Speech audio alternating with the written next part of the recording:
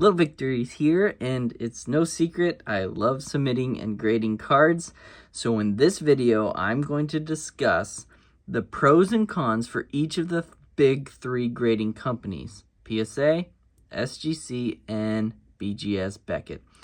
And I'll tell you which I prefer using, and I'm going to explain the three big reasons why I love card grading so much, and then I'll end the video by showing you my first ever PSA and BGS submission over 20 years ago. I think it's fun to look back at old submissions sometimes, and since then I've probably submitted over 15 to 20,000 cards over those years. So there are a lot of things I want to talk about today about the world of sports card grading. And I want to first start off by candidly discussing my problem with PSA's main competitors in the grading card world. You know I'm a fan of PSA, but I also don't want them to be a monopoly. It's healthy for the hobby to have multiple successful grading companies that can compete and push PSA to be better as well. So in my eyes, there are two main grading competitors to PSA, and that's SGC and BGS. But I personally still prefer PSA by a wide margin today. So I will go ahead and start with PSA and give you the main reasons why I still prefer them. So the first is probably the most important if you're trying to make money in this hobby. So the resale is the highest. It's higher. There's no way around it. It's higher than Beckett and higher than SGC. The second is the love.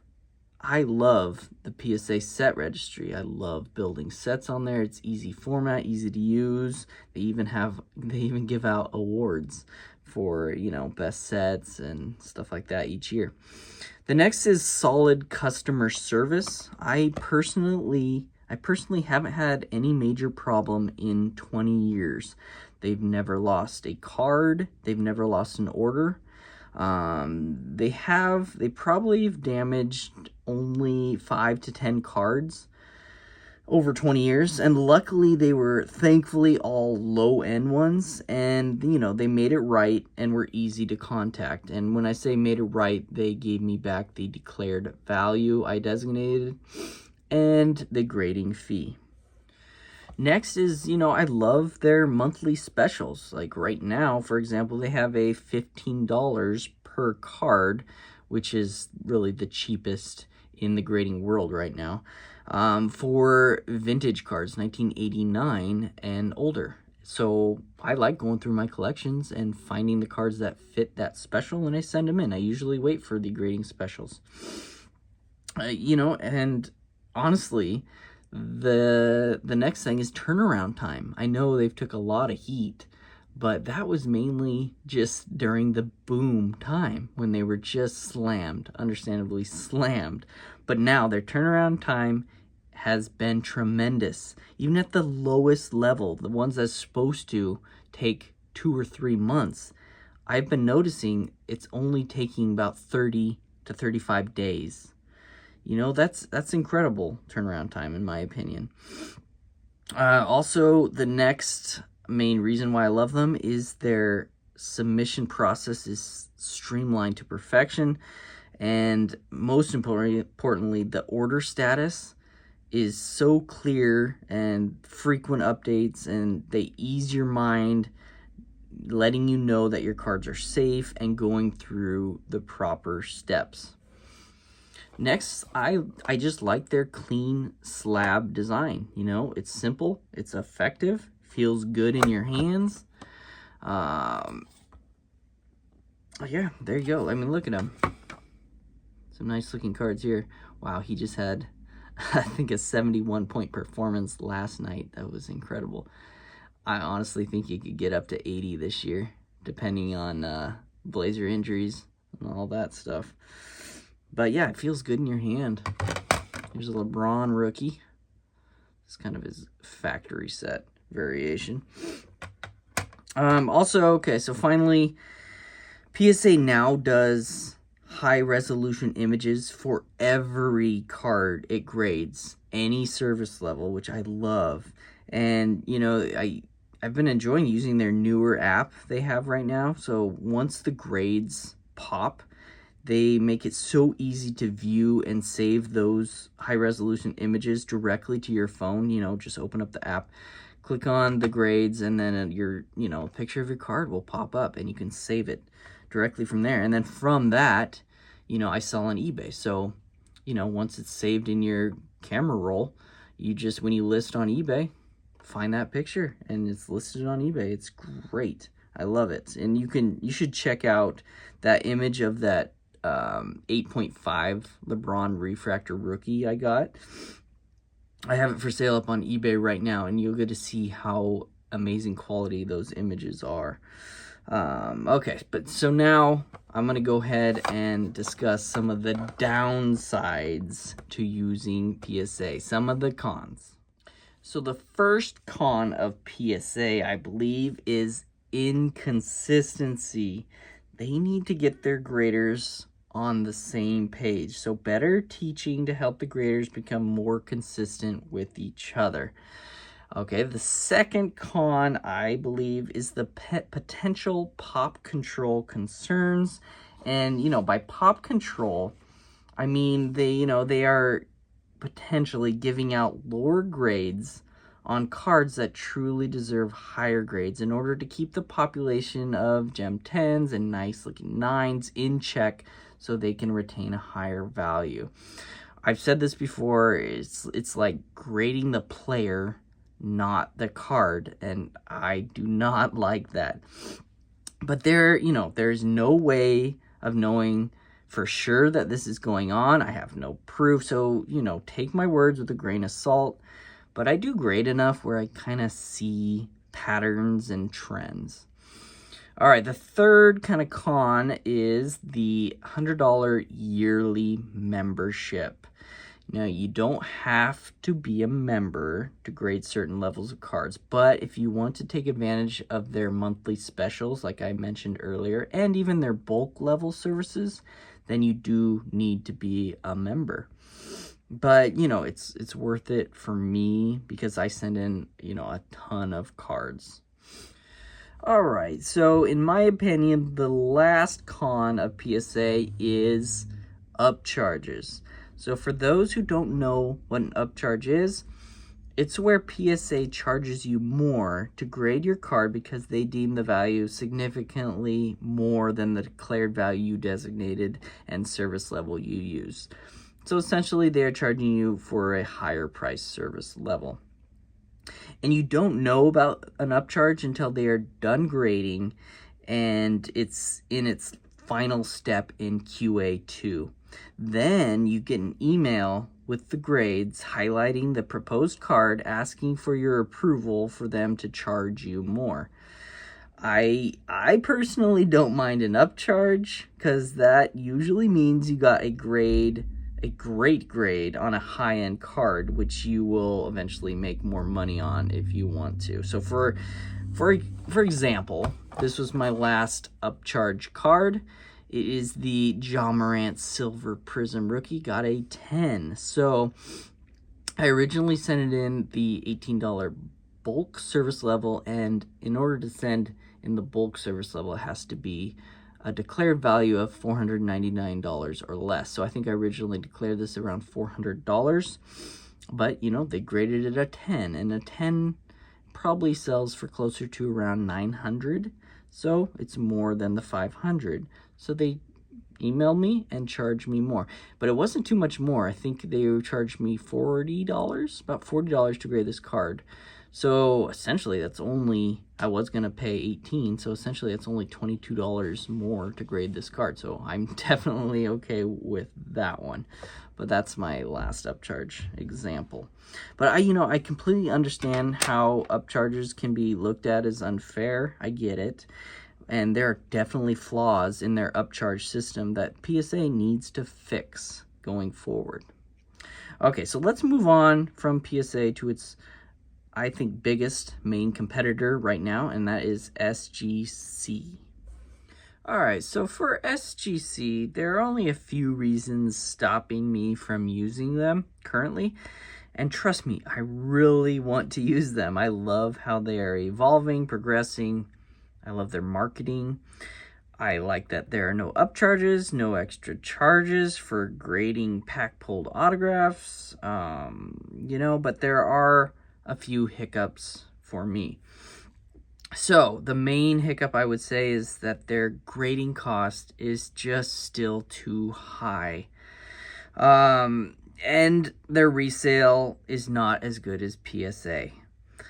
I believe their grading per card cost should be proportional to the resale value compared to a PSA. So, let's say an SGC slabbed card sells for 75% of what a PSA graded card would sell for. So, for example, if PSA is charging $16 per card to grade, SGC should be at $12 per card, which is 75% of the $16. That's the price point I want to go with. I know their turnaround time is incredible. I think even at their lowest rate, which is about $18 per card, but you still have to send in like 50 cards to get that rate.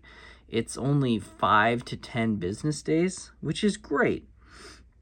But I personally would rather pay $10 to $12 per card and have it take 2 to 3 months. And I think a lot of people would agree with me there. So yeah, and next up, I want better grading specials. I think they have one grading special, but it's for kind of Pokemon cards. I would love to see them have monthly specials. But overall, I love the way they look in the slab. I like the kind of framed matte black look, the tuxedo look. I just need that grading per card price point to be lower. I'll show you a few cards I picked up recently. SGC graded cards. This is the Kawhi Leonard at 2019 Select, numbered out of 10. The gold disco. Just a good looking card, especially in this slab. This one I'm excited about. I picked it up last week for about $240. It seemed cheap. I imagine in the boom, this was incredibly high. The Lillard, he's having a great year. Select Silver Prism. This one looks really good. It's the 2012. You saw it earlier in the video at the PSA graded Mint 9. It looks really good in the SGC, even better than the PSA, I'd say. So the PSA slabs are going to be smaller. These SGCs are a little bit wider, but good looking cards right there. This one I just picked up on ComC for around $40, I think. It's numbered out of 10. D'Angelo Russell. If he helps the Lakers and they go far into the playoffs, or if they make the playoffs. There you go. Here's a Giannis. Here's a choice blue yellow. This is a 10. I do like how SGC also does the 9.5 grades. Beckett does 9.5s too. PSA does not. Some Mint 9s just deserve to be 9.5s, But there you go. That's my thoughts on SGC. Let's move on to Beckett and get ready. All right, Beckett BGS. I've been sad seeing them fall off over the years. I honestly want them to step their game up and succeed. I really do. I actually love their slab design and quality and size. They're thick, they're solid. I love their use of subgrades. I love the idea of getting a black label pristine 10 would be cool. But I keep seeing no progress, no fight, no innovation. And my main issue has always been customer service and submission status updates. All these years, and they have not gotten better with their customer service. Nothing is clear or transparent, and you are left guessing with what's going on with your order, especially right when you send it. For example, and this isn't out of the ordinary. I recently sent in a submission way back in, mid to early December, and for about a month, I heard nothing. Not even an email saying they received my package. And if you guys are like me, getting that email saying they received your package okay, your cards are safe and sound and will start going through the grading process, that's huge to hear. We worry about our cards. We need to hear that our cards are okay. And that's always been a problem with me and Beckett. So when I went to their website, and it appears they don't even have a customer service phone number. I couldn't even find one to call. But I went ahead and emailed them and asked if they received my package, and I heard nothing back. No message. And then I noticed on Instagram, Beckett started to have, a presence on there, and they were responding to people. So I followed them and direct messaged them, and finally something positive out of Beckett happened. They got back to me within 10 minutes on there. They looked up my order, confirmed it was safe, and I ended up getting that I received your package email about 1 hour later, coincidentally. So I mentioned to them that they need to have a system in place to let customers know right when their package arrives to them. And the next day, Beckett announced a new status system to let people know when their package arrives. So that's a step in the right direction. Kudos to them. But fast forward to today, the end of February, and I still somehow feel left in the dark. No movement on my order still. Their tracking still says invoicing, and it's been almost over 2 months. It's not like it's the peak boom, the bust busy grading time anymore. It's far from it. Come on. I know I used economy service, but you need to speed it up, show better submission status checkpoints. PSA are currently taking only a month to get their lower level bulk orders done, and their submission status checkpoints are incredible. So, Beckett also needs to be charging less to grade the cards than their competitors, and that their turnaround time should be on par, and you gotta have better updates and customer service. And I've also never liked how Beckett also charges full payment up front before they even start grading your cards. PSA charges you after everything when they ship out your cards. And that's how it should be. So I'm saying this, Beckett, I want you to compete. I want you to innovate. I want you to get there. I'm cheering for you, and I don't want to give up on you yet, but I just want to see positive changes going forward. So let's just look at some nice Beckett slabs I have right now. Here's a Jokic Silver 8.5. Freddie Freeman, 2009 Chrome Refractor. I love collecting Freeman stuff. AD, what a game coming back against the Mavs. He tried hard. I love seeing him really. He's one of the best when he actually tries. Here's the silver. Here's a mint 9. A couple Lillards. You've seen a lot of Lillard. I'm really high on him right now. He had such a great game. And his scoring is on another level this year. All right, but next I'm going to go ahead and tell you the 3 reasons why I love grading so much and what's behind that passion. And the last reason is kind of a gut punch to admit. All right, so yeah, I've been asking myself, why do I love card grading so much? So the first is the art of it all. One of my favorite courses in college was art history, how things are created and maneuver through the passage of time, how the condition of things change, how the value can change, the hands it passes through. It's all very intriguing to me. And I love the idea that collectibles like coins and cards and action figures and different mediums of art can go through so much and still be in perfect condition. Even newly printed cards go through so much that can affect condition from the start. The actual printing, the poor quality control, insertion into packs, people opening packs, people handling the cards incorrectly, putting the card in sleeves incorrectly, cards traveling, trading hands, so much damage can occur potentially. That's why I get thrilled owning a piece of history in gem mint condition. The second reason is treasure hunting. I am a treasure hunter by nature. I love finding treasure for cheap, cleaning it up, and selling it for more.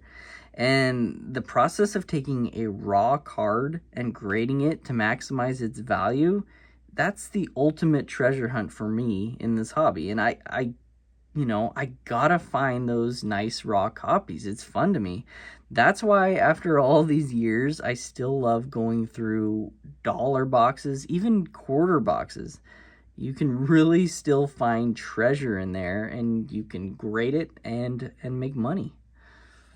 All right, so the third reason, and it's kind of hard for me to admit, but you know me, I like being an honest, open guy. It is that the third is gambling. Grading is a form of gambling, in my opinion. You know, it's funny. I set out just to make reveal videos, and what it's ended up doing is exposing the subjectivity and inconsistency of grading companies and graders. And the weird wrong thing is that I think I like the flawed way that grading is right now. I think I like the roll of the dice, the thrill, the gamble. I like the challenge, the not knowing, the speculating. I think grading caters to that addictive personality, sadly. And that's something I've faced with, my whole life. Luckily, I'm a very open and honest guy, and I like battling things head on with myself, so I don't stay in a bad place very long. I remember I used to open a lot of wax when I first started. And that is truly the ultimate gamble in the hobby. It's fun, it feels great. It brings you back to your childhood, but it sucks the money out of you. And when I first started, I was in a standstill because of it. So I knew I had to cut it out. Luckily, I replaced it with submitting and grading cards. I found that, getting grades back rivaled the thrill of opening packs for me. I would compare it to, it's almost like opening wax is like buying a lottery ticket. But I would say grading is more like playing fantasy sports, because you can at least use your knowledge, experience, and some research to better your odds, and I think that's kind of what grading is in the hobby. But so, in my opinion, there is a lot less risk of losing your money grading cards than opening product. But what I'm trying to say is that grading overall shouldn't have to be so much of a gamble. I'm ready to support new innovation in the grading world. I mean, I'd be open to the elimination of human graders altogether. So if you take the human element, subjectivity, out of the equation, grade the card, not the player. This would eliminate potential pop control, eliminate all the games. You would just slab the card on a systematic, computerized AI scale. And, I'd be okay with it. I'd get on board. And if PSA made that jump, I'd be all for it. So I think the grading companies should start exploring some of those options, for the future. I hope you all can see that there are really two sides to me, the true collector and the business moneymaker. I don't want to be that money guy, but sports cars it's actually what I do for a living, and that's how I provide for my family. And I always wanted my passion to be my career. So I've just found a balance all these years, and I love what I do. I am excited for the day when I can retire and my kids are grown and are self-sufficient. Then that way I can be more of a true collector, you know, not focused on making money off cards and just, you know, truly collect. I would love to get back there someday. So I'm excited for that in my future. But, you know, for now, it's good to look at yourself in the mirror and ask yourself why you do certain things. And understanding those answers is important in life. All right, so finally, I want to end showing you those very first submissions a long time ago for PSA and Beckett. I know this is a long video. If you made it this far, thank you. You're a true fan of my channel. But let's first do the PSA order, my first ever PSA order. It looks like they received it on August 20th, 2002. And it only took them 1 week to grade it. They shipped it on August 27th, 2002. It looked like it was just a 10-card quick order, and you can really tell the cards are from my childhood. I think I remember going through my favorites, and I picked out the best condition ones, and I graded them. So let's start. It looks like an 83, kind of a second-year Donruss Ripken. Cal Ripken was my favorite baseball player, got an 8. 92 Hoop Shaq got a 9. 94 A-Rod got a 9. Looks like they're all kind of rookies.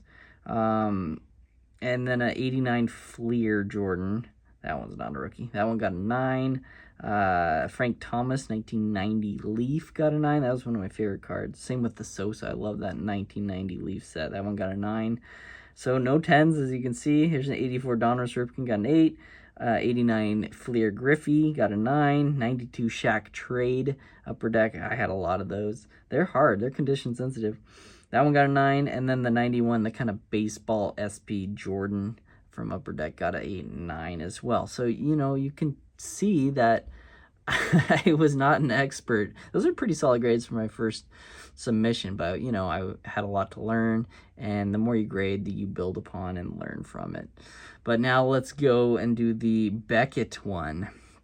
So my first BGS order, it looks like it was in 2004.